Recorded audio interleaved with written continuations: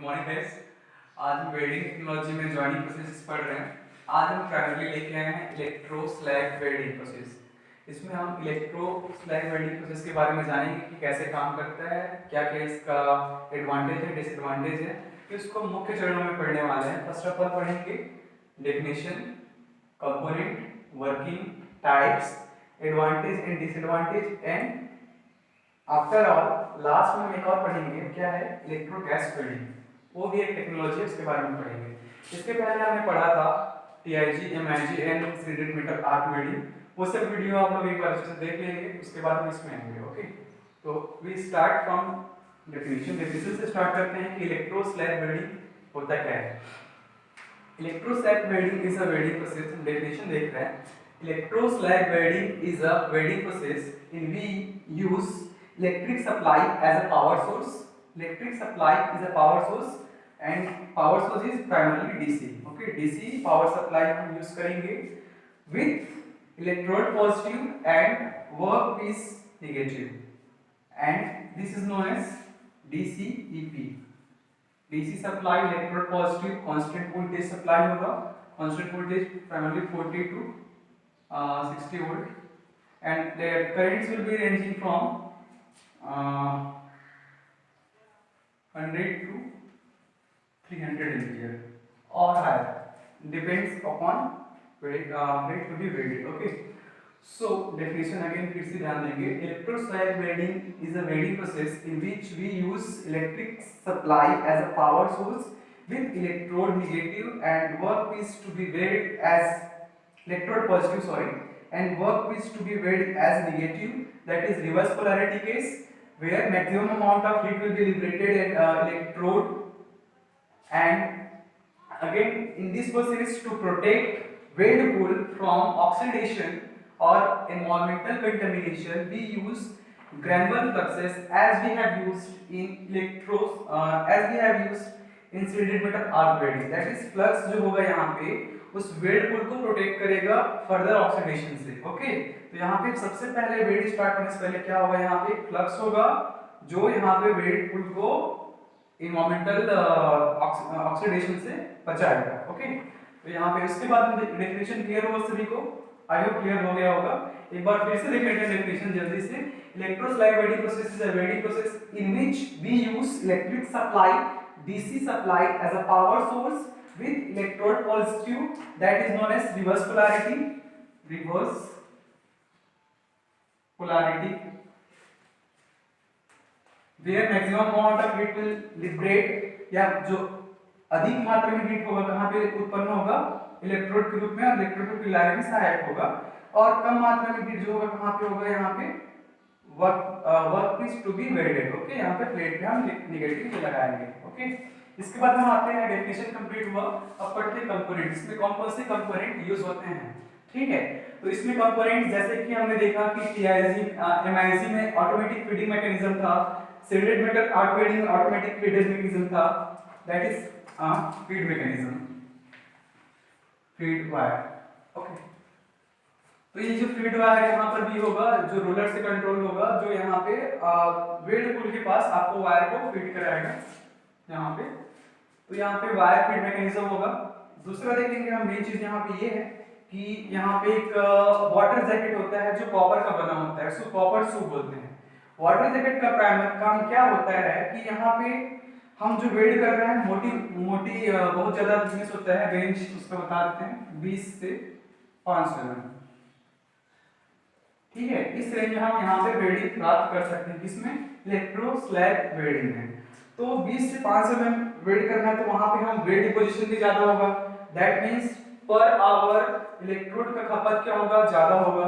वो खपत होता है 10 kg से, ये भी ध्यान रखेंगे, 10 kg से 30 kg पर आवर यहाँ पे इलेक्ट्रोड का आपका खपत होगा बहुत ज्यादा, क्योंकि मोटे प्लेट को वेल्ड करना है तो इलेक्ट्रोड आपको भी ज्यादा डालना पड़ेगा। ठीक है, तो जो इलेक्ट्रोड डालेंगे यहाँ पे हीट सप्लाई होगा, हीट सप्लाई होने के कारण क्या होगा, फ्लक्स क्या होगा, फ्लक्स मेल्ट होगा, फ्लक्स मेल्ट होगा तो स्लैग के रूप में ऊपर आएगा, और जो मॉल्टन मेटल होगा इलेक्ट्रोड पिघलने के कारण नीचे आएगा। ठीक है, तो जैसे यहाँ पे स्लैग पिघलता है क्या होगा, वो इधर उधर बह सकता है, क्या हो सकता है, बह सकता है। तो उसको बहने से रोकने के लिए हम क्या यूज करेंगे, यहाँ पे कॉपर सूट, एक पीछे होगा एक आगे भी होगा। आगे हम दिखा नहीं पा रहे क्योंकि हमको ये सब भी दिखाना था, यहाँ पे कौन से कंपोनेंट्स थे, ठीक है।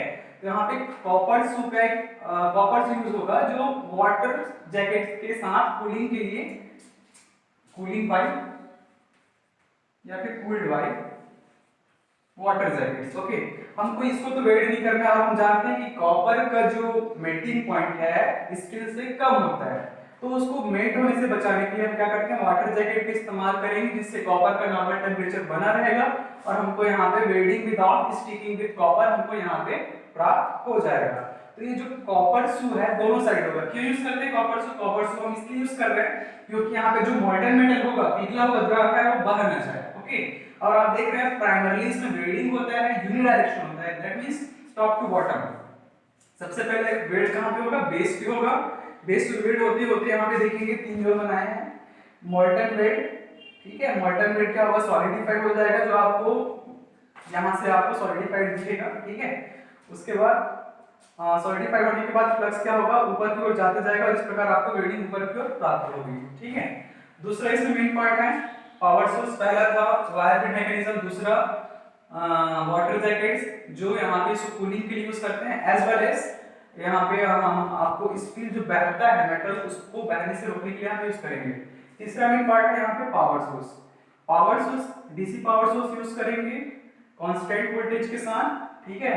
रेंज इसका ये रहेगा और इसका ऑटोमेटिक फीड मैकेनिज्म के लिए डीसी ही उपयुक्त होता है, ठीक है। उसके बाद हम इसमें थोड़ा और देख लेते हैं कि कंपोनेंट्स में और इसका, चलिए ठीक है, कंपोनेंट्स शायद इतना ही है अभी, ठीक है। नेक्स्ट देखेंगे इसका वर्किंग, ओके। नाउ हम वर्किंग देखेंगे कि वर्किंग कैसा है इसका, इलेक्ट्रोस्लैग वेल्डिंग वर्किंग कैसे करता है। डेफिनेशन में काफी हद तक क्लियर हो गया कि वर्क कैसे करता है। इसमें पावर सप्लाई होगा, जो इलेक्ट्रिकल सोर्स होगा, पावर सोर्स।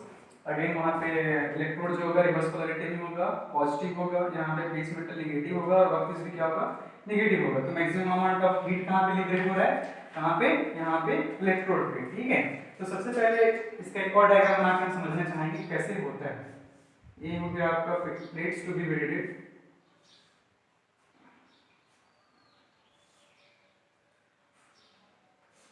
प्लेट है जिसको हमको वेल्ड करना है, ठीक है। तो यहाँ पे वाटर जैकेट वाला कॉन्सेप्ट, यहाँ पे वाटर जैकेट होगा इस साइड और इस साइड में वाटर जैकेट ही। मैं पूरा नहीं बना रहा हूँ, पूरा बनाऊंगा तो मैं यहाँ पे अंदर भी दिखा पाऊंगा, ठीक है। लेकिन इस साइड आप समझ लेंगे कि कुछ इस प्रकार वाटर जैकेट होगा जिसको मेटल को स्पिल होने से बचाएगा, ठीक है। अब यहाँ पे क्या होता है, हम सबसे पहले थोड़ा अमाउंट में फ्लक्स डालते हैं, कहाँ पे? बेस में। यहाँ पे बेस प्लेट भी होगा जो इन दोनों को सपोर्ट करके रखेगा और यहाँ से ये सप्लाई के थ्रू वर्कपीस भी और as well as base metal भी यहाँ पे नेगेटिव में, और यहाँ पे जो इलेक्ट्रोड आएगा पावर सोर्स के थ्रू वो क्या होगा? पॉजिटिव में, ठीक है। इलेक्ट्रोड जो गाइड ट्यूब के साथ, guide tube is a very good concept, हम इसको बाद में बताएंगे क्या होता है गाइड ट्यूब, ठीक है। इलेक्ट्रोड यहाँ पे डीप होगा, इलेक्ट्रोड यहाँ पे डीप मतलब डूबेगा, यहाँ पे फ्लक्स भरा होगा। स्टार्टिंग से पहले क्या करेंगे? हम फ्लक्स भरेंगे, जैसे कि स्लिटेड मीटर आर्क वेल्डिंग में क्या करते थे, फ्लक्स को हम अच्छे से भर देते और इलेक्ट्रोड ढका हुआ होता है। सिमिलरली यहाँ पर भी जो फ्लक्स होगा इलेक्ट्रोड को ढक के रखेगा। जैसे ही हम यहाँ पे स्विच ऑन करते हैं ऑटोमेटिकली ऑन होगा और क्या होगा? यहाँ पे आर्क इनिशिएट होगा। आर्क इनिशिएट होने पर आर्क इतना काफी होता है कि फ्लक्स को यहाँ पे पिघलाना स्टार्ट कर देता है। तो फ्लक्स पिघलेगी तो क्या होगा? फ्लक्स में हीट जाएगा, वो हीट कहाँ पे जाएगा? यहाँ पे मेटल पे जाएगा जिसको हमको वेट करना है। तो यहाँ पे हीट गया, किसके थ्रू गया? फ्लक्स के थ्रू। तो यहाँ पे एक अच्छा कॉन्सेप्ट ये है कि आप यहाँ पे जो हीट होता है वो नॉट ओनली आर्क के थ्रू, ठीक है, नॉट ओनली आर्क, बट यहाँ पे जो हीट ये फ्लक्स के पिघलने के कारण जो करंट कहाँ ट्रेवल करेगा? इलेक्ट्रोड से मेटल की ओर करना चाहेगा। मेटल की ओर कब करेगा? जब ये फ्लक्स से पास होगा। तो यहाँ पे फ्लक्स जो है, ठीक है, यहाँ पे जो फ्लक्स है स्लैब के ऊपर आ गया पिघलने के बाद, तो क्या करेगा? यहाँ पे इलेक्ट्रिकल रेजिस्टेंस प्रोवाइड करेगा। क्या करेगा? इलेक्ट्रिकल रेजिस्टेंस प्रोवाइड करेगा और वो भी क्या करेगा? हीट जनरेट करने में यहाँ पे हमको सहायता प्रदान करेगी। That means electrical resistance.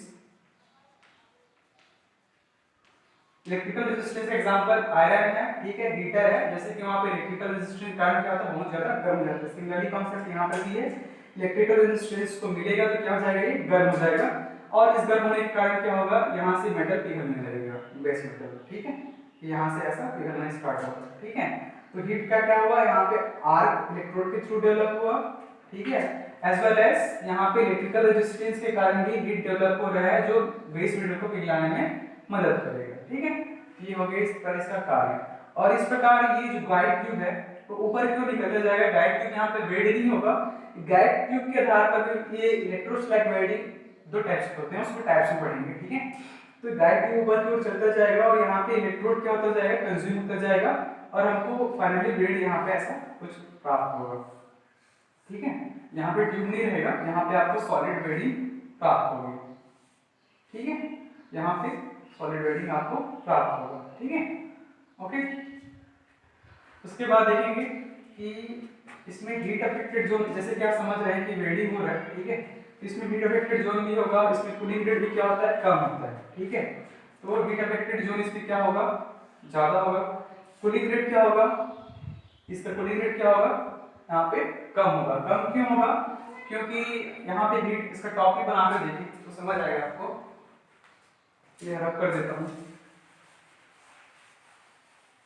ठीक है। यहाँ पे हीट जो था not only arc but electrical resistance के द्वारा भी आपको हीट मिल रहा है, ठीक है, इसलिए हाई हीट ज्यादा होगा, मतलब हीट कंसंट्रेशन इसमें ज्यादा होगा।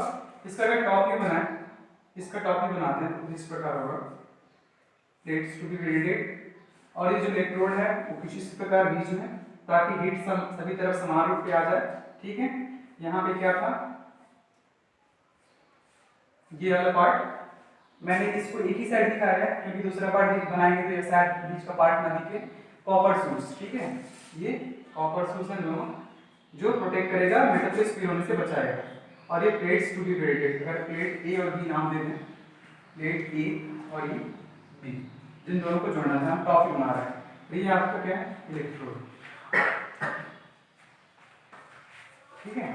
तो टॉप ये है, जैसे यहाँ पे मेटल हीट तो इलेक्ट्रोड पे आ रहा है, ठीक है, तो हीट कुछ इस प्रकार यहाँ पे जाएगा, लेकिन क्या होता है यहाँ पे वाटर जैकेट्स होते हैं जो क्या करते हैं, इसको ठंडा बना रहे हैं जिससे इसका मेल्टिंग नहीं होता, ठीक है। तो हीट यहाँ भी जाएगा, यहाँ भी जाएगा, यहाँ भी जाएगा, ठीक है। ये प्रोसेस थोड़ा स्लो होता है क्योंकि बहुत सारा मेटल हमको पिघलाना होता है, इसलिए इसका कूलिंग रेट भी क्या होता है, कम होता है। कूलिंग रेट कम क्यों होता है, क्योंकि हम यहाँ पे रैपिडली कूलिंग करते रहते हैं, ठीक है, इसलिए इसका कूलिंग रेट भी बहुत ही कम होता है, ठीक है, ओके।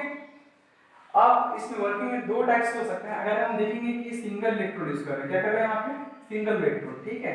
ये इसका रेंज होता है सिंगल इलेक्ट्रोड के लिए, अगर एक इलेक्ट्रोड यूज करना है, ठीक है, तो उसका थिकनेस का रेंज होगा अप टू 75 mm, कितना, अप टू 75 mm तक आप सिंगल इलेक्ट्रोड को सिंगल जगह फिक्स करके यहाँ पे वेट प्राप्त कर सकते हैं।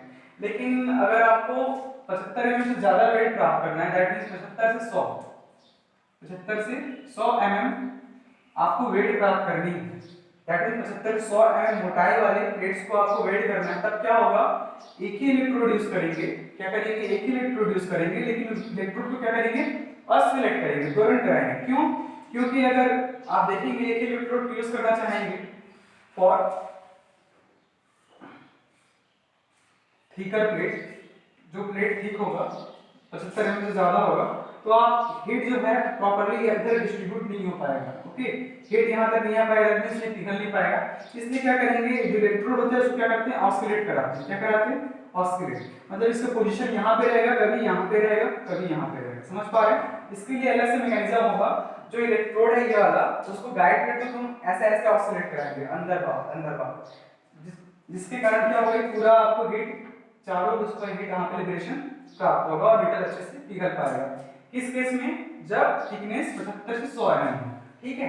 अब यहाँ पे हम मल्टी इलेक्ट्रोड का भी प्रयोग कर सकते हैं, अभी तक एक ही इलेक्ट्रोड का प्रयोग किए, दो इलेक्ट्रोड क्या होगा, अगर यहाँ पे आपको 100 से 200 mm तक थिकनेस है, ठीक है, तो दो इलेक्ट्रोड प्रयोग करना पड़ेगा, दैट मींस कुछ यहाँ पे ऐसा दो इलेक्ट्रोड डीप होगा यहाँ पे, और दोनों पे हम यहाँ पे करंट प्रोवाइड करेंगे। यहाँ पे एक ही इलेक्ट्रोड है, उसमें दो इलेक्ट्रोड आपको डीप कराना पड़ेगा, दो इलेक्ट्रोड डुबाना पड़ेगा for welding of thicker material, ठीक है। अगर तीन इलेक्ट्रोड अगर 200 से 500 के बीच में,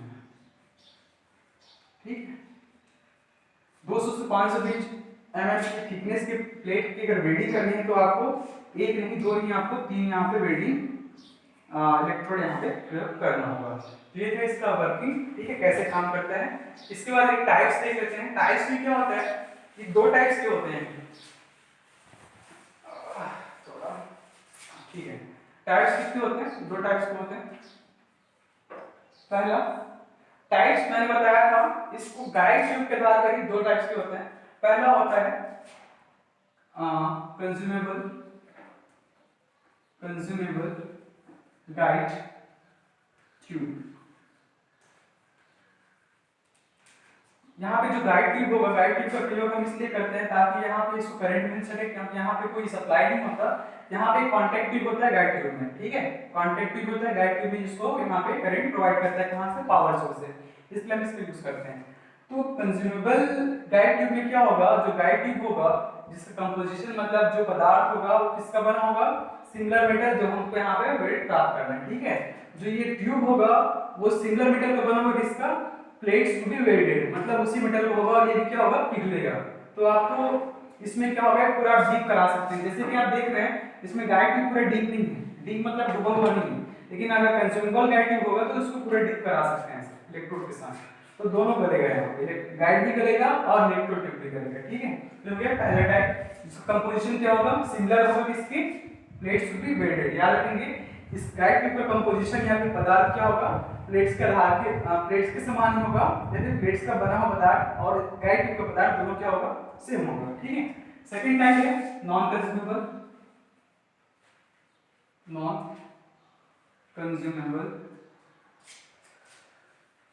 गाइड, ठीक है।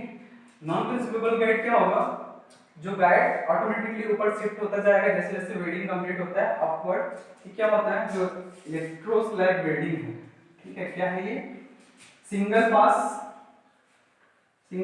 दैट मींस अगर आप सिंपल आर्क वेल्डिंग करते हैं, गैस वेल्डिंग करते हैं, तो उसको आपके पास ऑप्शन होता है कि वेल्ड नहीं हुआ है तो उसके ऊपर एक पास और चला सकते हैं, ठीक है। लेकिन ये इलेक्ट्रोस्लैग वेल्डिंग ऐसा है कि इसमें अगर आप वेल्डिंग एक बार स्टार्ट कर दिए, ठीक है, तो आप एक ही पास प्राप्त करेंगे, दैट मींस एक ही बार इसको ऊपर की ओर ले जा सकते हैं और आपको एक ही बार में लेके जाना है। अगर इसके बीच में इंटरप्शन हो जाता है तो समझिए कि यहाँ पे सॉलिडिफाई हो जाएगा, आपका इलेक्ट्रोड भी जाम हो जाएगा, ठीक है, और जो स्लैग था भी अंदर में जाम हो जाएगा, फिर उसको आप पुनः प्राप्त नहीं कर पाएंगे। समझ आ रहा है, ठीक है। इसको एक सिंगल पास में ही आपको वेल्डिंग प्राप्त होगा, इसमें आपको बार बार वेल्ड करने की जरूरत नहीं, ठीक है। सिंगल पास हो गया, अब हील होगा, मतलब ऊपर की ओर, इसमें वेल्डिंग क्या होगा, नीचे से ऊपर की ओर प्राप्त होगी, ठीक है।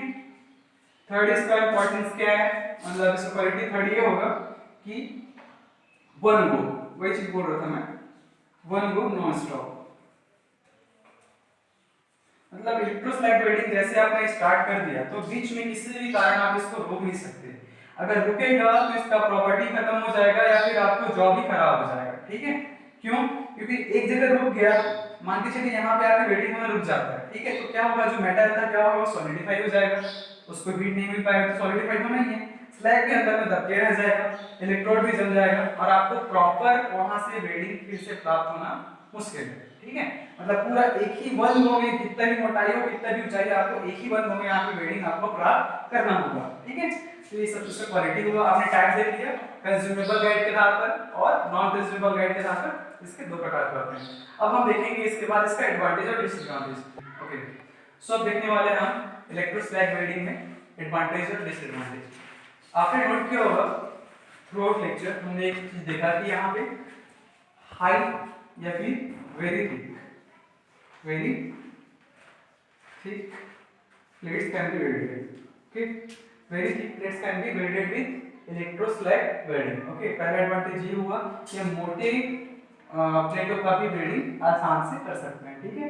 दूसरा होगा इसका, आप देखेंगे कि यहाँ पे जैसे वेल्डिंग स्टार्ट किए हमने कहीं भी ये बात नहीं की इसको एज प्रिपरेशन की आवश्यकता होगी या फिर आपको एज बनाना होगा, मोटे प्लेट है ऐसे जैसे हम इलेक्ट्रिकल वेल्डिंग में करते हैं, अगर मोटाई 5 से 8 mm हो गया तो ठीक है, उससे ज्यादा करेंगे तो आपको नोज बनाने पड़ते हैं, राइट।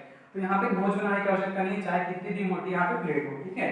तो यहाँ पे नो एज प्रिपरेशन या फिर notching, no edge preparation is required, preparation is required, that is क्या, कौन सा ग्रुप यहाँ पे आपको स्क्वायर ग्रुप मिलने वाला है। कौन सा? Square group. क्वेश्चन आ सकता है भाई, ठीक है। स्क्वायर ग्रुप कहाँ प्रयोग करते हैं? इस पर प्रयोग करेंगे इलेक्ट्रोस्लाइड वेल्डिंग, स्क्वायर ग्रुप, ठीक है। तीसरा एडवांटेज होगा इसका, ठीक है। ये क्या होगा, ये जैसे कि आप यहाँ पे देख रहे हैं कि ऊपर में यहाँ पे स्लैग है, ठीक है, जो फ्लक्स जलने के बाद स्लैग के रूप में डेंसिटी कम होगी तो ऊपर रहेगी, तो यहाँ पे स्लैग होने के कारण आपको बेयर या फिर खुली आंखों से इसको देख सकते हैं, ठीक है। आपको आर्क यहाँ पे दिखाई नहीं देगा, पूरा आर्क क्या होगा, स्लैग के नीचे ढका हुआ होगा, इसका एडवांटेज, ठीक है। तो यहाँ पे नो विजुअल अफेक्ट, राइट। यहाँ पे आर्क नहीं दिखेगा आपको, तो आपका आंख यहाँ से प्रोटेक्ट रहेगा, ठीक है। फोर्थ एडवांटेज होगा इसका सिंगल पास, ठीक है। मतलब आपको वेल्ड करना है तो एक ही पास में आप पूरा वेल्डिंग आप प्राप्त कर सकते हैं, इसको बार बार आपको सेट करने की आवश्यकता नहीं है या फिर सिंगल रिवर्स करने की आवश्यकता नहीं, एक ही पास में आपको यहाँ पे वेल्ड प्राप्त हो जाएगा, ठीक है। ये एडवांटेजेस हुए। चौथा पांचवा लिख सकते हैं इसमें एडवांटेज कि टोटली ऑटोमेटिक होता है। क्या होता है? ऑटोमेटिक, ठीक है। ये इसका एडवांटेज है कि टोटली ऑटोमेटिक होगा, आपको फीड करने की आवश्यकता नहीं, फीड भी ऑटोमेटिक सेट होगा, आपको कितना डिपोजिशन देना है वो भी ऑटोमेटिकली यहाँ पे सेट होगा, ठीक है। उसके बाद डिसएडवांटेज में देखते हैं। पहला डिसएडवांटेज होगा, यहीं से लेके चलते हैं कि ये कि ऑटोमेटिक है, ठीक है, as well as single pass है। अगर यहाँ पे सिंगल पास ना होता या फिर ऑटोमेटिक ना होता, कहीं ना कहीं इंटरप्शन होगा, राइट। पावर सोर्स चला गया या फिर वहां पे वायर खत्म हो गया तो यहाँ पे इंटरप्शन आ सकता है। लेकिन इलेक्ट्रोस्लैग वेल्डिंग में आपको इंटरप्शन परमिशन नहीं है, आपको इंटरप्ट कहीं भी नहीं कर सकते, आप कहीं भी वेल्डिंग को रोक नहीं सकते। जैसे ही रोकेंगे तो यहाँ पे सॉलिडिफिकेशन स्टार्ट हो जाएगा और आपका इलेक्ट्रोड स्लैग मल्टीमीटर अधूरा जल जाएगा। इसका प्रॉपर्टी अगर फिर से स्टार्ट करना भी चाहेंगे तो कॉम्प्लिकेशन होगा और इसका प्रॉपर्टी क्या हो सकता है, चेंज हो सकता है, बहुत ही मुश्किल, मतलब आपका जॉब भी खराब हो सकता है, ठीक है। तो यहाँ पे क्या है, no interruption is permitted. Interruption मतलब होता है बाधा, no interruption is permitted, right. Second disadvantage इसका ये है क्योंकि यहाँ पे आप देख रहे हैं यहाँ पे वाटर कूलिंग हो रही है, प्लेट मोटे हैं, जिसका कूलिंग रेट क्या होगा, कम होगा। कूलिंग रेट कम होने के कारण क्या होता है, इसका जो साइज होता है लो कूलिंग रेट क्या करेगा, जो ग्रेन साइज है, ग्रेन मतलब जहां से मॉलिक्यूल्स किस अरेंज हुए हैं, और हीटिंग होने के बाद इसका क्या होगा, लो क्या होना चाहिए, वो कूलिंग रेट क्या होगा, लो कूलिंग रेट, और यहाँ पे क्या हो जाएगा, वो कोर्स ग्रेन साइज। अब जल्दी से ठंडा करेंगे तो ग्रेन साइज क्या होगा, सडनली वो जम जाएगा और वो क्या हो जाएगा, हार्ड हो जाएगा, टफ हो जाएगा, ठीक है। लेकिन अगर बहुत ज्यादा धीरे ठंडा करेंगे किसी भी वस्तु को गर्म करके तो उसका ग्रेन साइज क्या होगा, बड़ा बड़ा होगा, ठीक है, बहुत टाइम मिल जाएगा। तो कोर्स ग्रेन साइज क्या होगा, कोर्स ग्रेन, ये क्या करेगा, अगर बाय द वे स्टील लिया आपने तो स्टील का टफनेस क्या हो जाएगा, कम हो जाएगा, ठीक है। लो टफनेस, टफनेस जानते हैं धातु की, toughness is the strength of any steel, ठीक है, जितना टफ होगा उतना ही मजबूत होगा, right, in terms of steel. Third low toughness है, अगर इसको फिर से आपको टफनेस अचीव करना है तो पोस्ट वेल्डिंग के बाद इसको हीट ट्रीटमेंट करना पड़ेगा या फिर उसका नॉर्मलाइजिंग फिर से करना पड़ेगा। तो क्या होगा इसका, post weld heat treatment, ST के रूप में यहाँ पे हीट ट्रीटमेंट इज नेसेसरी, ठीक है। Necessary for what, to gain toughness of the material, okay. So these are the disadvantages, and obviously you can know the cost of this instrument will be very higher as compared to other welding processes, costlier processes, okay। तो ये advantage और disadvantage आप अच्छे से देख लेंगे। इसके बाद हम देख लेते हैं साथ में ही एडवांटेज को क्लियर, ओके। इसके बाद हम देखेंगे इलेक्ट्रो गैस वेल्डिंग, क्या लिखेंगे, electro gas welding. Name similar है बट यहाँ पे स्लैग की जगह क्या यूज कर रहे हैं, गैस। तो मेन डिफरेंस भी यही है, ये इसका infrastructure, right,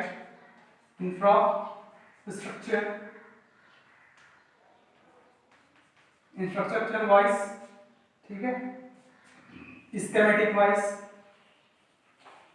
component wise, component wise क्या होगा, सेम होगा, same S E S W. किसकी बात कर रहे हैं अभी, सॉरी यहाँ पे चेंज कर लेंगे, electro gas welding same as ESW, right. Electro gas welding similar होगा किसके, इलेक्ट्रो स्लैग वेल्डिंग के किस बेसिस पे, इंफ्रास्ट्रक्चर बेसिस पे, स्कीमेटिक उसका स्कीम क्या है एंड कंपोनेंट्स क्या क्या है, ठीक है। बट डिफरेंट क्या होगा, but the different is, but the different is that कि यहाँ पे आप देखेंगे, अब यहाँ पे आपको फ्लक्स नहीं रहेगा, क्या होने वाला है, जो सीडिंग है, मेनली वहां पे जो फ्लक्स यूज कर रहे थे, क्या कर रहा था, वो सीडिंग कर रहा था, किसका, वेडपुल का, ठीक है। वेडपुल जो नया मोल्टन मेटल है उसको ऑक्सीडेशन से बचा रहा था, क्या, फ्लक्स, लेकिन यहाँ पे ऑक्सीडेशन से क्या बचाएगा, गैस, क्या बचाएगा, गैस। तो मेन डिफरेंस यहाँ पे क्या है कि यहाँ पे सीडिंग के लिए क्या प्रयोग करने वाले हैं हम, गैस, एंड आप जानते हैं कि कौन कौन सा गैस प्रयोग करते हैं, mainly argon, helium and carbon dioxide, okay. Depend करता है आपको कौन सी क्वालिटी की वेल्ड प्राप्त करनी है, ठीक है। तो इसका डिफरेंस क्या होगा, यहाँ पे आप गैस प्रयोग करने वाले हैं, किसके, सीडिंग के लिए, किसकी जगह पे, इलेक्ट्रो स्लैग वेल्डिंग में फ्लक्स यूज करते थे, इलेक्ट्रो गैस वेल्डिंग में आप करेंगे यहाँ पे gas, as the name imply, very easy, ठीक है।